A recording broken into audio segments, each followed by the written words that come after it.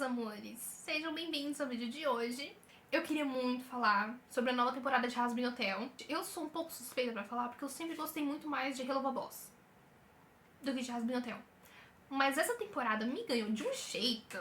Pra vocês terem noção, gente, eu criei um canal só pra falar sobre essa temporada. Venham comigo, meus amores.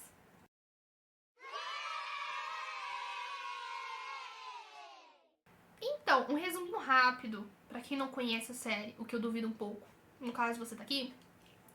Existe todo aquele conceito lá de inferno, que a gente já conhece. Lilith teve uma filha com Lucifer, e essa filha se chama Charlie.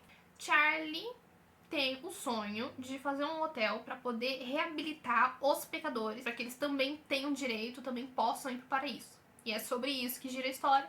É um musical, eu adoro musicais, gente. Eu adoro musical. Assim, Hazbin Hotel faz parte do Helloverse, junto com Hello Boss, que foi criado pela Vivi. E é uma história que foi inspirada nisso daqui. Na Divina Comédia de Dante. É uma história bem velha, bem conhecida. Sempre que vocês verem alguma coisa sobre os 7 pecados capitais, pipipipopó, foi inspirado nesse cara aqui. Pega a visão, rapaziadinha. A Bíblia é basicamente My Chemical Romance. A Divina Comédia de Dante é o equivalente de Crepúsculo.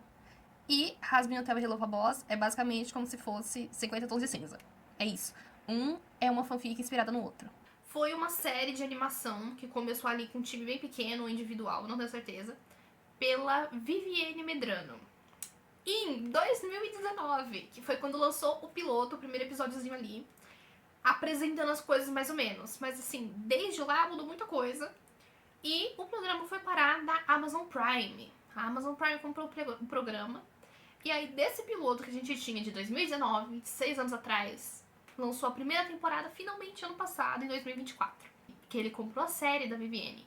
Então deixou de ser aquele projeto individual, virou uma série com um investimento muito maior e com muita mais gente pra dar pitaco. Que é uma coisa que a gente tem que manter na cabeça também.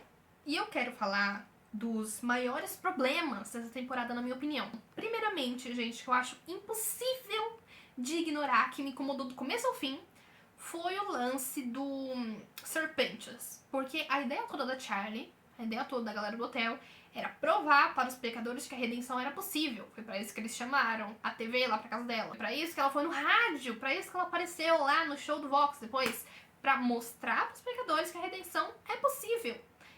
E a gente vê a galera passando do céu pro inferno, do inferno pro céu, várias vezes. Os serafins fazem isso, não é uma coisa exclusiva dos serafins, porque a Charlie também faz isso com a Veg, pra mostrar ele assim pra galera e falar: olha, gente, o Serpentes, ele tá aqui, ele tá vivo, ele tá um anjo. Ou, no final, dá pra gente ver que o Serpentes, ele conseguiu transmitir as imagens do céu pro inferno sozinho, porque o negócio do Dexter não deu certo. Ele fez isso sozinho.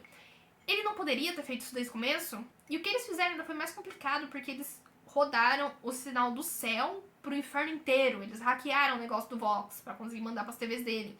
Se ele tivesse feito um vídeo zap, rapidinho, do céu pro inferno, eles conseguiriam provar em, assim, questão de segundos. E aí teria acabado. Não, eles conseguiram resolver em um episódio um negócio que eles precisaram de uma temporada pra resolver. E aí tem um certo nível de ignorância que é muito usado nas histórias pra fazer a história rodar. Os personagens precisam ser um pouco burros às vezes pra que a história aconteça. Mas quando o plot da sua história pode ser resolvido de forma tão fácil e você não resolve, fica ruim. A história fica ruim. Então esse foi o primeiro ponto que me incomodou muito. O segundo, gente, é a ideia de dominação dele, gente. A ideia de dominação dos Vis, que ele convence os Vis naquela parte lá. Porque é uma ideia péssima. Porque eu tava pensando assim, como se eu fosse um pecador. Você tem uma líder super forte, uma das pessoas mais fortes do inferno, liderando uma rebelião. Assim, eles já estavam praticamente com o pé na porta, pelo que eu entendi. E aí, a líder some. Puf, sumiu. Desapareceu. E todos os pecadores, e o Vox, e a família da Lilith trata como se ela tivesse só, tipo assim, sumiu. Ninguém pensa que ela tá morta. Se o líder de uma rebelião do nada some, a primeira coisa que eu penso é assim: ó, alguém matou ele. Né? A oposição matou ele, pra ele não continuar a rebelião. Porque assim que ela tá perto de fazer uma coisa, ela morre. Aliás, ela some. Morte. E assim, beleza, primeiro caso foi morte. O segundo dá pra considerar o quê? Ah, às vezes ela chegou lá e aí ela desistiu. Se ela não morreu, ela desistiu. Fugiu, sei lá. E se ela fez isso, é porque teve um motivo. Sabe? Teve um motivo. Se ela quase teve uma revolução e ela parou e sumiu, foi tirar uma férias, sei lá, tem motivo. Sabe? Às vezes uma ameaça, às vezes uma coisa que ela viu que não vai dar certo. E o terceiro motivo, que eu acho que foi o que aconteceu, inclusive, mas é porque a gente sabe que ela tá no céu, é que simplesmente compraram ela. Que ela tava fazendo todo aquele rolê pra poder chegar no céu. E aí falando assim, ó, a gente deixa você entrar no céu se você cortar vínculos com toda a sua família e ficar aqui bem quietinha. E aí ela desistiu da revolução, desistiu dos pecadores pra ir pro céu. Gente, eu queria muito fazer um vídeo falando só sobre a Lilith, porque que personagem que eu acho babaca. E muita gente que gosta dela, eu acho ela assim babaquíssima. E aí Valentino, Velvet e Vox deviam ter pensado assim, mas se ela não conseguiu, tipo assim, se ela desistiu ou se alguma coisa fez ela sumir, não era pra gente estar preocupada? Que ela era mais forte que eles. Bem mais forte que eles. E mesmo assim aconteceu alguma coisa pra ela. Então eles não deveriam ter parado por um segundo pra pensar assim, se acontecer alguma coisa com ela, talvez a gente deveria fazer isso, ficar esperto. Talvez se a gente tente trilhar o mesmo caminho que ela fez, aconteça a mesma coisa com a gente. Sabe? Eu acho que é um pensamento que eles deveriam ter. E que a galera do inferno também deveria pensar que a Lilith era morta. Ou que alguma coisa fez ela desistir. Alguma coisa grande. Mas enfim, eles não pensam. A terceira coisa, gente, que foi ridículo. O Lúcifer foi capturado da maneira mais idiota possível. Nossa! Porque, ó, vamos pensar aqui. Você mora no inferno, né? Você mora no inferno. Tem pessoas muito fortes, pessoas que conseguem quase dobrar a realidade. Tem gente que consegue drogar um amiguinho com a saliva. Tem gente que consegue fazer hipnose. Um monte de gente que teleporta, que voa. Não era pra você ter um pouco mais de malícia? É tipo assim, um carioca no Rio de Janeiro. Você tem que saber se adaptar e lidar com o ambiente que você vive. E parece que eles não sabem disso, que eles esquecem disso, que eles estão no inferno. E aí o Lúcifer vai pra um lugar que parece um negócio abandonado. Uma chamada suspeita da filha dele. Depois que ela tinha parado de falar com ele, ela liga, uma chamada suspeita, fala pra ele ir pra um galpão abandonado. Parecendo quando a pessoa manda tem local, e o local é esse, você não vai. Você volta pra casa. E ele foi. E tinha um X no chão, ele pisou no X. Ai, gente, foi ridículo. Nossa, foi ridículo. Ainda mais quando você pensa que ele é pra ser um serafim, que já é uma das coisas assim mais fortes do céu, e depois ele ainda virou o governante do inferno. E em determinados momentos ele realmente parece muito fraco, que realmente descredibiliza o personagem. Tem muitos lugares que ele construiu sozinho. Igual a gente viu no negócio do hotel, ele levanta essa construção tipo... era pra ele ser mais forte que isso, ser mais inteligente que isso. Não dá pra gente acreditar que o personagem é forte quando mostra ele sendo fraco tantas vezes. E uma coisa que deixou bastante gente incomodada foi o fato do Lúcifer ser para ser tão forte assim e ele fica preso pelas algemazinhas. Gente, a gente fala assim, por quê? Isso não faz sentido. Mas eu não ligo tanto, porque vocês lembram de Helluva Boss? Aquela parte que o Striker sequestra o Stolas e aí ele bota aquela corda em volta dele e fala assim, você não pode mais usar os poderes porque você tá enrolado em aço angelical. Realmente eu acho meio estranho, porque assim, o inferno era pra ser o território de Lúcifer. Era pra ele ter um poder meio ilimitado. E às vezes ele realmente fala isso, ele tá no meu território, piranha. Ele falou pro Adam, né, alguma coisa assim. É realmente meio estranho que ele não conseguiu fugir de uma máquina. Mas o fato do aço angelical ser usado, eu entendo. Só não acho que deveria segurar um serafim. O rei do inferno. Outra coisa que eu tenho pra falar, que é da Lute. A Lute, gente, que teve toda aquela construção de personagem, ela apareceu bastante na temporada 1. E aí ela teve, na segunda temporada, a música dela. A música só dela, falando como ela ia destruir o inferno. Ia pisar na cabeça de todo mundo. E eu lembro que quando saiu esse episódio, eu vi alguns posts na internet falando assim, é a música de vilão, é a música do arco do vilão. Porque ela vai ser a vilã da temporada. E ela nem foi. Ela não fez nada. E no final, parece que foi mais sobre o Adam, sobre a Abel, a criança do Adam.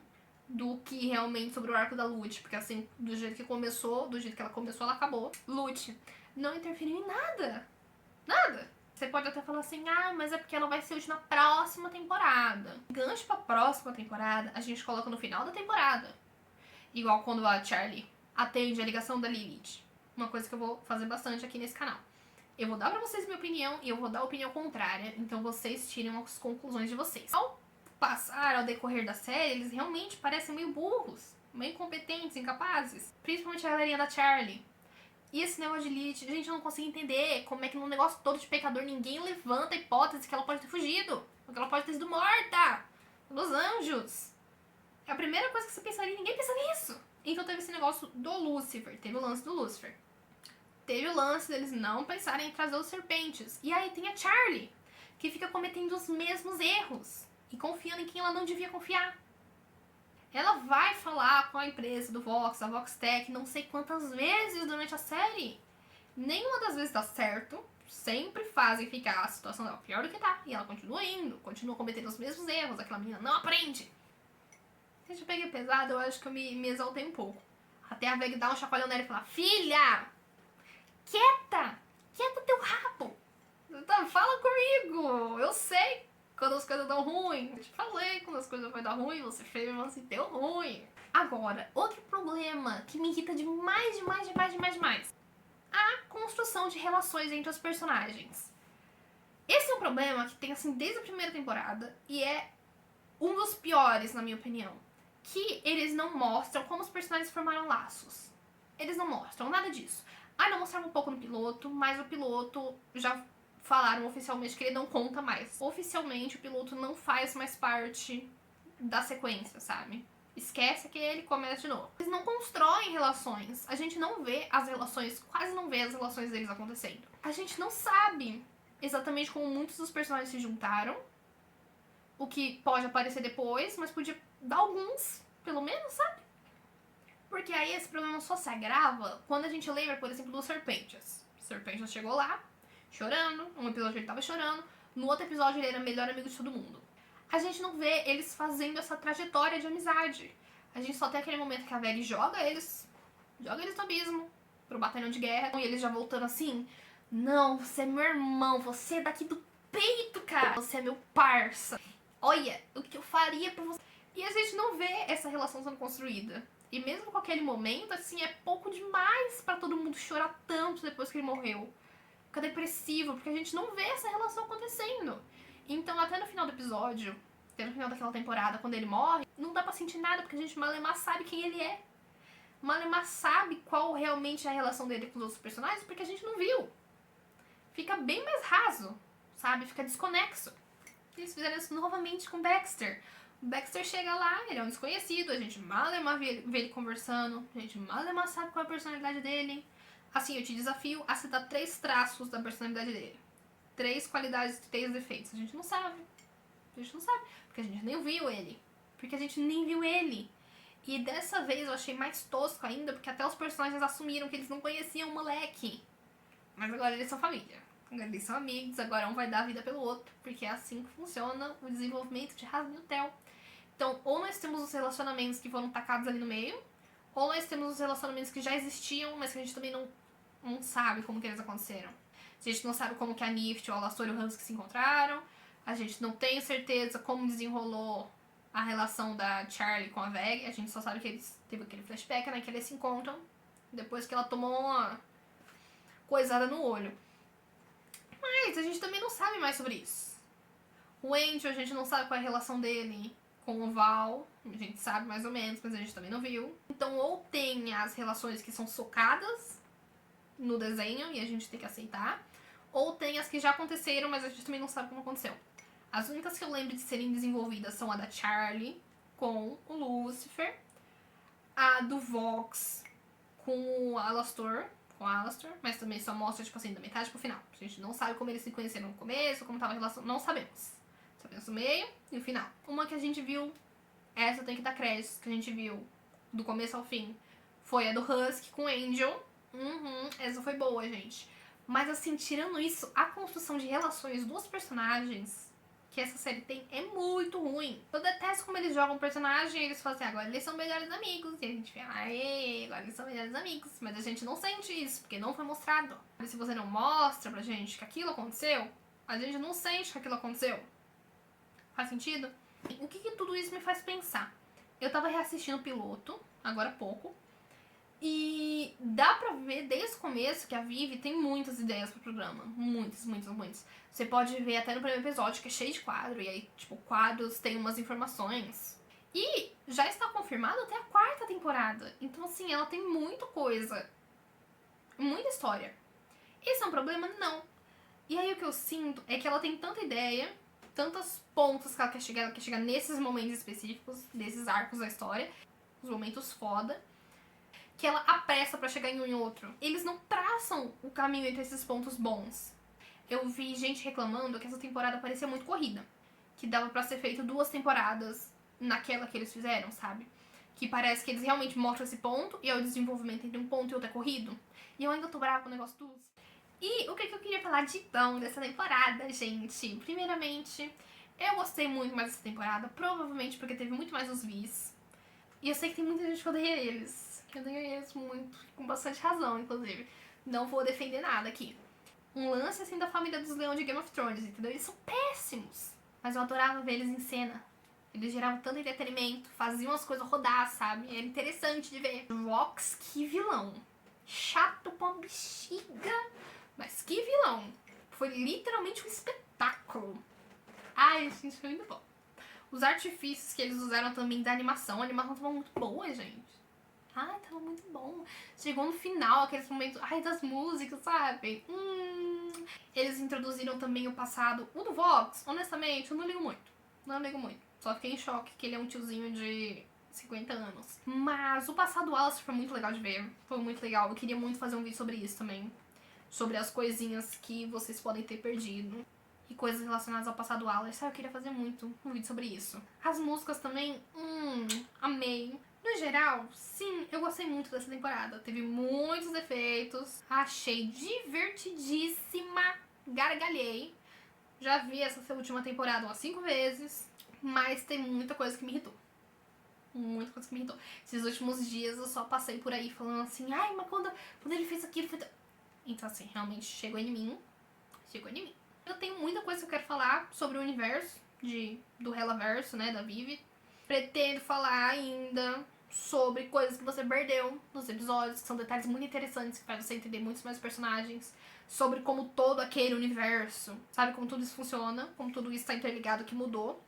Queria falar sobre Lilith, sobre o Alastor. Então, assim, gente, se vocês acharam esse vídeo interessante, dê um like, compartilha com um amigo que gosta do assunto, coloca um comentário. Nem que seja pra me xingar, gente. Se vocês quiserem deixar um comentário, assim, muito bem visto. Se quiser deixar até um dislike, sabe? Mas se você puder, dê um like, se inscreva, deixa um comentário, compartilhe com alguém. Obrigada por assistir esse vídeo. Fico muito feliz. Beijo, meus amores, e até a próxima.